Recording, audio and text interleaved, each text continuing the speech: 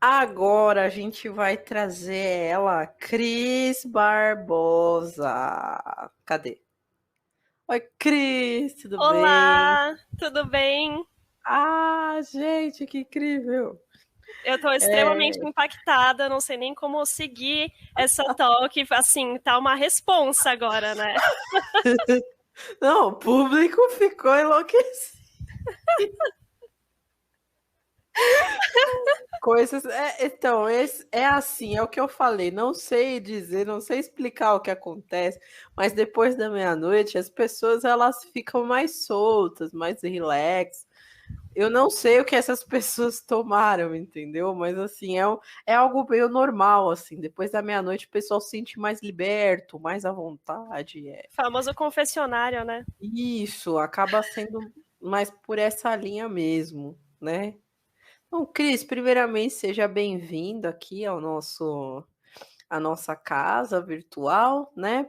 Pessoal, a Cris Barbosa vai falar sobre o que é informação e o que é inteligência de ameaças.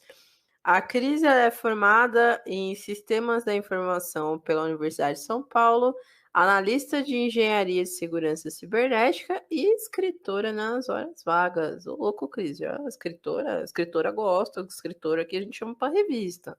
Hã? Opa, eu senti um convite, já tô aceitando. Então, pode estar sentindo aí, pode estar aceitando. Isso aí, Cris, seja muito bem-vinda ao Star Obrigada, STF. Nosso palco virtual é todo seu. Vai lá, quebra tudo. muito obrigada. Bom, vamos começar então, né? Hoje mais cedo a gente teve a Eliane Rodrigues falando um pouco sobre Threat Intel já, né? Falando sobre alguns aspectos bem importantes de onde que você busca e como que você, aonde você encontra cada tipo de informação. E eu vou vir para falar para vocês um pouco qual é a diferença entre a pura informação e a verdadeira inteligência de ameaças, né? Como que a gente transforma uma coisa na outra. Então, começando com uma apresentação básica e um pouco além da mini bio. Então, eu sou a Cris, né? Sou formada em Sistema de Informação, trabalho com segurança desde 2016. Já passei por área de pentest web, de threat hunting, hoje em dia eu trabalho mais com arquitetura de segurança e com ciclo de desenvolvimento seguro. Também projetos de formação, então treinamentos, passagens de conhecimento. E alguns dos meus hobbies são RPG de mesa, amo jogos de computador, inclusive eu faço streams na Twitch, caso alguém queira me seguir e goste de streams aí, tá o meu link aí do lado também. Gosto de cantar, de tocar violão, de literatura fantástica, adoro ler, adoro escrever, ficção científica também, são algumas das coisas que eu gosto. Então, sobre o que a gente vai falar aqui, né? O que é Threat Intelligence? O dado versus a inteligência em si, alguns tipos de threat intel, como a gente transforma esse dado em inteligência, uma metodologia para isso, um modelo diamante, como compartilhar essa inteligência e também uma ideia de plataforma que a gente pode utilizar para isso. Vamos começar então com a definição de threat intelligence. Vai ser um pouco um exemplo interessante aqui. Vamos supor que você é um empreendedor, ou empreendedora, ou empreendedore, e você tem uma barbearia gourmet. Esse é o seu negócio. E aí chega para você um amigo seu que tem uma agência de viagem e ele fala assim: meu, você ouviu dessa nova fraude que está rolando com a agência de viagem e tal, e o fraudador consegue fazer o pagamento cair para ele e não para você? A sua resposta vai ser tipo: nossa, que pena, né? Que droga. O que você vai fazer com essa informação, né? Agora supõe que esse mesmo amigo chega para você e fala: você viu dessa nova fraude que está rolando nas maquininhas de cartão, tipo essa que você tem aí atrás do seu balcão, que o pagamento do cliente cai para o fraudador e não para você? Aí a sua orelha já vai ficar em pé de um jeito diferente, né? Tipo, pô, ele está falando da sua maquininha, ele está falando do seu negócio. Né? E aí você vai querer mais informações. Você vai querer saber quem que está fazendo isso, como que isso acontece, que malware é esse, né? De que forma você pode se prevenir para que isso não aconteça com você. Então, assim, a forma que a informação toma, né, o nível de informação que você tem sobre um determinado ataque, uma determinada intrusão, vai mudar completamente a sua reação a isso. E assim, você ouve que está acontecendo uma fraude com uma agência de viagem, caguei, né? Agora, se o cara está falando de um negócio que tem dentro do seu negócio, o seu interesse é completamente outro e a busca de informação vai ser completamente outra. Então, a gente precisa ter todas as informações, o máximo de informação possível sobre um determinado ataque, para que essa informação chegue em quem realmente vai ser afetado e que a gente possa tomar ações sobre isso. Então, vamos falar um pouco sobre a definição de fato de Threat Intelligence, né? A Eli já tinha trazido essa mesma citação mais cedo, mas só para dar uma relembrada aqui. Então, a gente tem essa definição do Gartner, né? Que a inteligência de ameaça é o conhecimento mesmo baseado em evidências. Então, a gente vai incluir contexto, mecanismos, indicadores, implicações e, principalmente, conselhos orientados para a ação sobre uma determinada ameaça ou que já existe ou que está emergente ou um perigo para os seus ativos, né? Então, essa inteligência, ela vai servir para você tomar decisões, ela vai informar as decisões que você tem que tomar no seu dia a dia sobre a resposta a essa ameaça ou esse perigo, né? Então, a inteligência, ela não pode ser só uma informação, ela tem que ser algo que vai, de fato, ser como se fosse um conselho mesmo. O que eu faço com isso, né? Legal, tá tendo uma fraude, beleza, mas como que eu me previno com isso, né? E a inteligência vai trazer essas informações necessárias para a gente. Então, conceituando aqui um pouco o dado versus a inteligência. Nesse caso, né, o dado vai chegar como? Existe um novo ataque realizado na maquininha Pera que faz com que o pagamento do cliente não caia para você, e sim para o atacante. Beleza, esse é o dado. E a inteligência, de fato, né? A gente vai buscar várias informações de várias formas, como a gente teve lá na apresentação da Eli, por exemplo, né? Quando ela falou de fóruns, de infiltração. Então, a gente vai recolher mais informações sobre esse ataque. Então, a gente pode descobrir, por exemplo, lá no grupo do WhatsApp, que o mandante que está realizando esse golpe é conhecido como Robinho, por exemplo, esse é o handle do cara. Que o malware utilizado chega por e-mail, então a gente já tem lá também o surfistinha@gmail, que é o e-mail pelo qual esse malware é enviado. A gente pode encontrar também o hash desse arquivo, desse malware, né? A gente pode também focar em que tipo de tecnologia ele ataca. Então, por exemplo, a versão 9.1 da maquininha Pera que conecta com Wi-Fi. Tudo isso são várias informações sobre esse mesmo ataque, sobre o qual a gente vai poder agir. Então, com essas informações aqui, a gente já pode, por exemplo, ficar de olho nesse e-mail, se está entrando algum e-mail vindo desse endereço no nosso ambiente, colocar lá nas nossas ferramentas de detecção de intrusão, de bloqueio, o hash do arquivo. A gente tem, então, a versão da maquininha. O que a gente pode fazer com relação a isso? A gente vai trocar de maquininha? A gente vai atualizar o software da maquininha? A gente vai desconectar a maquininha do Wi-Fi, né? É importante a gente ter esse tipo de informação de vários pontos de vista diferentes para a gente poder tomar uma ação com relação a isso. Então, vamos falar um pouco aqui sobre os tipos de threat intel, né? Que eu acho que é importante, eu gosto muito dessa divisão da inteligência externa versus a inteligência interna. Porque muitas vezes o threat intel, a galera fala muito, foca muito na inteligência externa. Então, o que você vai conseguir com feeds, sejam eles gratuitos ou pagos, reportes de outras empresas ou de organizações com esse fim, os resultados de scans e crawlers que você pode fazer em Pastebin da vida, em fóruns. Então, esse monitoramento mais infiltrado mesmo de fóruns e também de grupos de comunicação de uma indústria, por exemplo, uma organização de bancos, uma organização de barbearias gourmet que compartilham informação de ataques entre si. Isso tudo são inteligência externa, ok? São coisas que você traz de fora para dentro da sua empresa para você trabalhar ali. E a inteligência interna é algo que muitas vezes é subestimado, mas que tem uma importância para mim até maior do que a inteligência externa. É importante você saber o que está acontecendo lá fora? mas você também precisa saber o que está acontecendo dentro da sua empresa para você saber o quão relevantes essas ameaças são, uma vez que elas estão dentro do seu ambiente. Então, uma modelagem de ameaças sobre o seu produto ou sobre o seu ambiente, dependendo do tamanho ou da complexidade, né, pode te trazer insights muito bons sobre quais são os seus pontos de vulnerabilidade, o mapeamento de quais são os ativos mais importantes do seu banco, porque também é uma ameaça, né? Você ter um ativo super crítico, um determinado ambiente que não pode cair de jeito nenhum, em si só já é uma ameaça. E é importante você conhecer essas ameaças.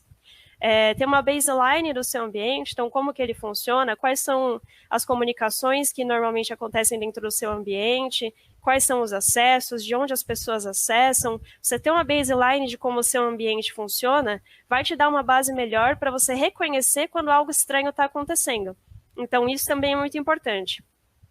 E o monitoramento de borda. Então, toda a comunicação que sai, toda a comunicação que entra, todos os e-mails, todos os pacotes, tudo isso tem que ser monitorado também, mais uma vez, para que você saiba quando algo anômalo está acontecendo no seu ambiente. Então, eu gosto muito dessa divisão entre inteligência externa e inteligência interna, e a inteligência interna, muitas vezes, ela é muito mais desafiadora do que a externa, né? Porque dependendo do tamanho do seu ambiente, é um desafio, assim, gigantesco você ter um baseline de como ele funciona. Vamos falar então um pouco sobre como a gente transforma o dado em inteligência, de fato, né? Número 1, você vai precisar pesquisar toda a informação que você puder, né? Isso parece meio óbvio, mas a gente tem forma estruturada de fazer isso para a gente não se perder, né? Eu já tenho essa porrada de informação aqui, você pode olhar para ela e falar, pô, já tá legal já.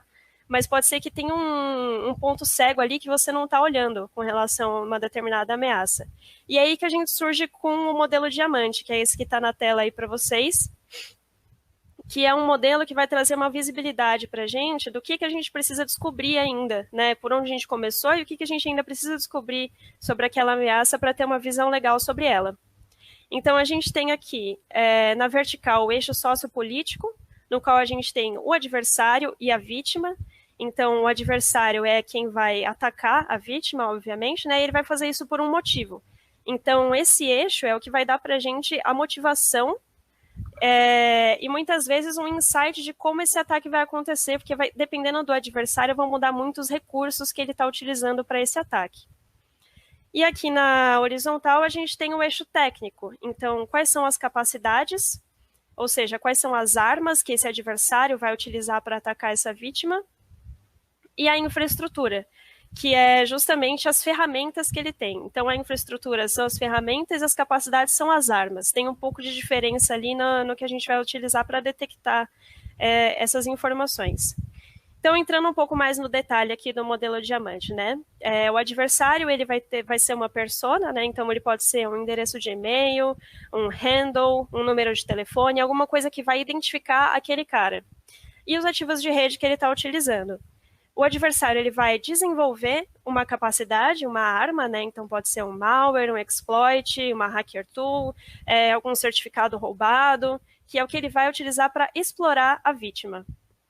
E ele vai usar uma infraestrutura. Então a gente tem nessa parte da infraestrutura os endereços de IP do cara, os domínios, endereços de e-mail, mais uma vez. Tudo isso vão ser indicadores que a gente vai poder utilizar no nosso ambiente para detectar um ataque desse tipo. E, por fim, a infraestrutura é o que vai conectar com a vítima. E aí, a vítima, a gente tem as personas também, a gente tem ativos de rede, é justamente o que vai ser atacado. Pode ser um endereço de e-mail, a vítima. E aí, com isso, a gente tem uma visão geral. Se você conseguir completar pelo menos um item em cada uma desses 4 quadrantes aqui, você já vai ter uma visão bem legal sobre a sua ameaça e vários pontos que você pode analisar para tomar ações sobre ela. Esse é um ataque bastante icônico, né, da história da humanidade aí, eu creio que bastante gente deve conhecer, e eu tenho esse exemplo aqui de uma análise utilizando justamente o modelo diamante sobre esse ataque. Então, vamos ver aqui alguns pontos que a gente tem para analisar sobre isso aqui, né? Primeiro, quem era a vítima nesse caso? Era o Império, né? A gente tem aqui como asset a Death Star, cujo dono era o Imperador Palpatine, e a organização era o Império. E a gente tem um adversário, né? A gente tem a Aliança Rebelde. A persona que representa a Aliança Rebelde aqui nesse caso é o Luke Skywalker, né, de Tatooine. E ele usa, e o grupo dele é justamente a Aliança Rebelde. Então aqui a gente tem o nosso eixo sociopolítico, e o motivo desse ataque, ele é ideológico e é um tanto quanto por vingança, né? Ele tem a intenção de fazer uma bagunça política ali, né? E com isso a gente consegue também analisar o eixo técnico aqui desse ataque. Então, como capacidade, como arma, a gente tem, por exemplo, os torpedos de próton, a força, o sabre de luz do pai do Luke. E como infraestrutura, a gente tem a base rebelde, né, o carregador de fighters, o X-Wing, o famoso fighter da Aliança Rebelde, e temos o R2-D2 também. E aqui a gente tem algumas características, algumas táticas desse grupo, né? Então, eles foram num ataque completamente de precisão, eles utilizaram o voo controlado pela força e a comunicação pela força também. E aí, com isso, a gente percebe, a gente viu uma cena inteira de uma batalha e a gente consegue colocar aqui dentro desse modelo muitas características que falam tudo para a gente sobre o que aconteceu, né? Inclusive, eu quero chamar a atenção para essa questão aqui, ó, um target de precisão. Esse ataque inteiro, ele foi baseado em uma vulnerabilidade da Death Star. Ele tinha que atirar em um ponto da Death Star para conseguir explodir ela inteira. E é por isso que eu reforço muito a importância de você conhecer as suas maiores vulnerabilidades dentro do seu ambiente. Porque, assim, se não tivesse essa única vulnerabilidade, a batalha teria sido completamente diferente, né? Muito provavelmente, o ataque não teria acontecido dessa maneira. Então, você conhecer e, de preferência, corrigir as suas vulnerabilidades é muitas vezes mais importante do que você saber qual que é a ameaça que tem lá fora, né? Porque é aquilo que a gente fala, né? O pessoal da defesa muitas vezes está muito atrás do pessoal do ataque em termos de criatividade, digamos assim, de conhecer todos os ataques, porque o pessoal da defesa precisa defender todos, né? Precisa defender todos os pontos, enquanto o pessoal do ataque só precisa de uma vulnerabilidade grave para conseguir explodir a sua Death Star. Então, esse é um exemplo aqui bastante clássico, e agora, trazendo isso para o nosso ataque inicial lá da fraude nas maquininhas de cartão, a gente consegue colocar aquelas informações lá que eu trouxe para vocês no começo, nesse mesmo modelo. Então, o adversário aqui vai ser a persona Robinho, o e-mail dele é surfistinha@gmail, como a gente já sabia, né? A vítima, em muitas vezes são comerciantes pequenos, porque são os que utilizam aquele modelo de maquininha. E a versão 9.1 da maquininha é o asset que eles normalmente atacam. É essa maquininha que conecta com Wi-Fi. Como arma do adversário, a gente tem aqui um malware de maquininha de cartão, cujo hash é esse aqui, então a gente já tem um indicador de comprometimento para buscar no nosso ambiente. E como infraestrutura, por enquanto, nessa investigação aqui, a gente só tem o surfistinha@gmail. Mas pensa já quantas coisas a gente poderia fazer com essas informações, né? Como eu tinha comentado lá no começo, agora de maneira mais estruturada a gente pode olhar aqui que em cada um desses pontos a gente tem uma informação que a gente pode atuar. Então, a gente pode bloquear esse malware nas nossas ferramentas de identificação de intrusão, né? A gente pode bloquear esse e-mail ou detectar esse e-mail quando tiver alguma coisa chegando dele. A gente pode atuar sobre essa versão da maquininha, talvez descontinuar o uso dela. E assim, você tem certeza, olhando esse modelo dessa maneira, você tem certeza que pelo menos para cada um desses pontos você está tomando uma ação. Então não é só um bando de indicadores desorganizados que você está jogando dentro do seu ambiente para as ferramentas detectarem, né? Você tem um motivo, você tem um procedimento que você está seguindo e que vai te mostrar se você tiver algum ponto cego ou não com relação a esse ataque. Porque assim, se o cara mudar a versão do hash, aplicar a versão do malware, aplicar um patch, alguma coisa, esse hash vai mudar. Mas se ele continuar usando o mesmo e-mail, você ainda vai pegar, entendeu? Se ele mudar de e-mail, você ainda pode pegar pelo hash. Se ele mudar de e-mail e de hash, talvez mudando a versão da maquininha, você consiga se prevenir com relação a isso. Então, a gente tem uma visão, eu não vou dizer 360, porque é muito difícil você, de fato, ter uma visão 360 sobre uma ameaça, mas você já tem bastante inteligência para conseguir atuar de maneira bastante completa sobre isso. E aí, o que você faz com toda essa informação, né? A gente precisa, no fim, compartilhar essa inteligência. Então, de que maneira a gente vai fazer isso, né? Primeiramente, você precisa decidir com quem você vai compartilhar essa inteligência. Com a sua empresa, com empresas do mesmo ramo, com usuários de uma determinada tecnologia. E por que é importante a gente saber isso, né? Porque se você simplesmente escreveu um textão ali no Zap e mandou para todos os seus colegas, eventualmente isso pode chegar na mão do fraudador, esse reporte que você escreveu. E aí, com isso, ele vai ficar antenado de todas as informações que você tem sobre ele, e ele pode mudar completamente a tática e o approach dele com base nisso. E aí, o seu reporte foi por água abaixo, só serviu para alertar o fraudador que você estava de olho nele. Então, é muito importante você ter os grupos e os meios seguros para você compartilhar essa inteligência de maneira consciente. Então, você vai escrever um reporte, incluindo todas essas informações possíveis sobre o ataque, o incidente que você reuniu dentro da sua empresa. De preferência, separar os IOCs, né, os indicadores de comprometimento, como os endereços de IP, hashes, endereços de e-mail, coisas que as pessoas podem atuar fácil, porque alguém que pegar aquele reporte já vai ter ali pronto para utilizar em uma ferramenta de detecção de maneira rápida, né, para que a maior parcela possível das pessoas que recebam esse reporte comecem a atuar imediatamente, para diminuir a eficácia desse malware, né. E, não canso de frisar, compartilhar utilizando meios seguros, né, utilizando um protocolo de segurança, utilizando um Traffic Light Protocol, dá essa noção de com quem você está compartilhando para que essa informação não chegue em mãos erradas e não alerte o fraudador que você está de olho nele. E aí, uma ideia de que tipo de ferramenta você pode utilizar para compartilhar essa inteligência. Então, a gente tem o MISP hoje, que está sendo cada vez mais utilizado, que é uma plataforma open source de compartilhamento de inteligência, compartilhamento automático de inteligência, né?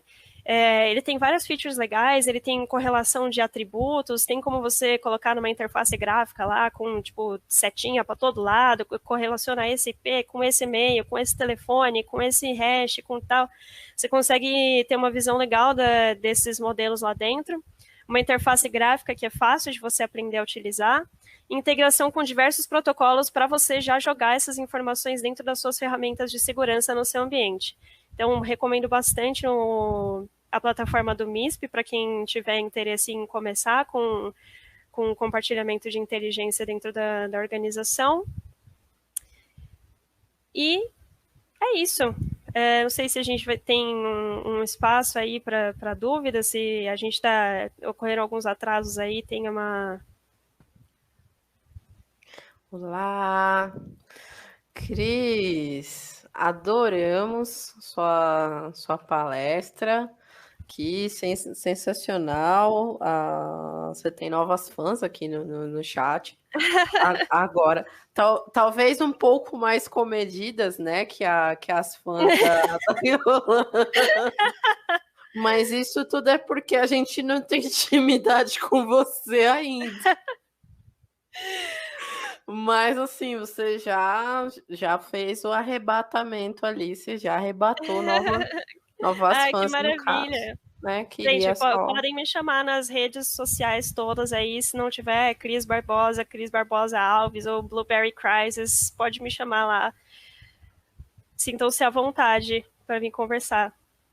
Curiosidade, você disse que você faz umas lives na Twitch jogando, né? O que você joga? Faço. Eu gosto de dizer que eu jogo jogo para passar raiva. Eu gosto de jogar jogo difícil. Então eu jogo aqueles jogos que você morre 150 vezes antes de conseguir passar de uma fase. Às vezes eu jogo algumas coisas online com os amigos. Gosto muito de jogar Hollow Knight, não sei se as pessoas conhecem. Jogo jogos de história também, tipo Life is Strange. Don't Starve com os amigos, esses tipos de jogos, assim. Meu, que demais. Eu adorei. Assim, não preciso nem dizer assim, Star Wars hoje aqui tá sensacional, né? Quando passou ali, eu fiquei assim. Eu tava. Eu falei, não, peraí. Meu, ficou muito legal. Sério mesmo. Sério mesmo. Pô, obrigada.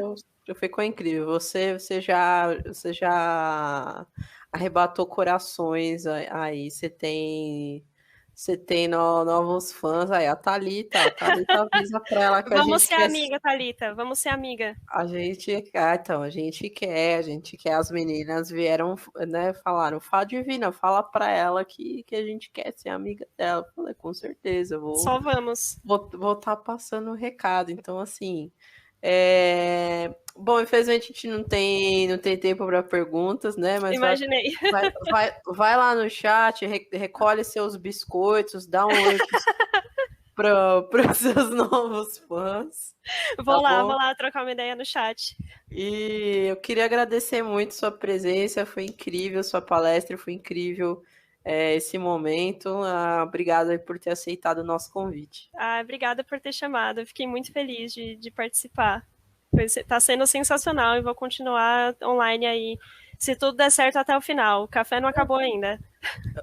É isso aí. Bom, a gente já tá aí já quase assim caminhando para a reta final, mas toma mais um gole de café aí que ainda tem conteúdo bom pela frente. Sucesso.